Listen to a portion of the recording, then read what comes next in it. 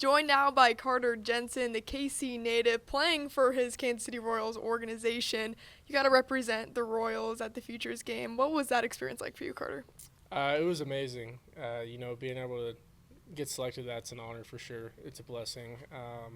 Being able to go there and just learn from all the coaches, being around Chipper Jones, Marquise Grissom, all those guys, learning from them, just kind of picking their brains. They were very successful in their careers. So being able to learn from them and, also seeing a lot of the up-and-coming minor leaguers, guys that I know, guys that I've seen, on social media and haven't been able to meet. So I got to meet a lot of guys I'll be playing against for years to come. So it was a really good time. I had a lot of fun, but it went by like in a blink of an eye. Like it was quick. It was really quick. Only a 7-inning game, but just try to soak it in and be present in the moment. Any starstruck moments for you out there? I think just meeting Chipper was, let alone. I mean, that was insane.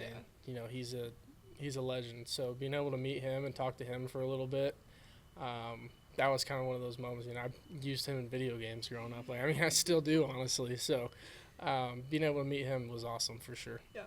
Would little Carter ever believe that he'd be in a moment like that? He would only hope for sure. It's always been my dream and my goal. So, if you would have told me that a while ago, and I would have been excited, but I kind of would have thought it was a dream. But super super blessed, super thankful to have that opportunity. It was amazing. Yeah. Well, you're one step away from your ultimate goal of Major League Baseball. What has gone into your success from moving from AA to AAA? Yeah, I think just honestly trusting in myself and my abilities, not putting pressure on myself because, sometimes I kind of felt a little bit of pressure, as I got up. I think my first week in AAA, but it wasn't any pressure that wasn't self-inflicted. It was all self-inflicted. I was like, I'm one step away now. I'm playing for Omaha. It was kind of self-inflicted pressure that kind of started driving me down. So, just honestly going back to that mentality, just going out there and playing, trusting my abilities, that's the biggest thing for me. And that's what I owe my success to is just honestly just going out there and trusting in myself, knowing that I can compete at a high level. I'm a big league player, and just going out there and doing it. Have you envisioned what that MLB debut will feel like for you? Yeah, it's one of those things that's just it's hard to put into words. The feeling's going to be incredible. All the hard work going into it. It's just one of those things that I'm excited for. I can't wait for it. Being on the field with the Royals jersey on and Kauffman, there's no feeling in the world that's gonna beat that for sure. Yeah, how much more special does it make it being from that area, growing up watching those guys as your idols? Now you get to be one of them. Yeah, it means the world. It's like the extra little cherry on top. I always say that, after I got drafted, obviously super happy I got drafted, but it's just cherry on top that it was with the Royals. So. I watched them win a World Series, go to back-to-back World Series. So, that's my goal. I want to go and I want to win a World Series like what I watched them do as a kid. Mm-hmm. What are your memories of the Royals? Going to games? Were you at any of those iconic games? Yeah, I went to it was in 2014, a game that Yordano Ventura pitched. Mm-hmm. I remember watching him. He was electric, really good stuff. Watching Salvi growing up. Salvi's been my favorite player since I was 6 years old. Mm-hmm. So him, that kind of group of players that they had, like Salvi, Moose, Gordo, Lorenzo Cain, Hosmer, all those guys, watching them. It's kind of cool because, now I'm seeing the guys that we have, the young core that we have, and, wanting to make something of that again, just kind of like the core that they had in 2014 and 15.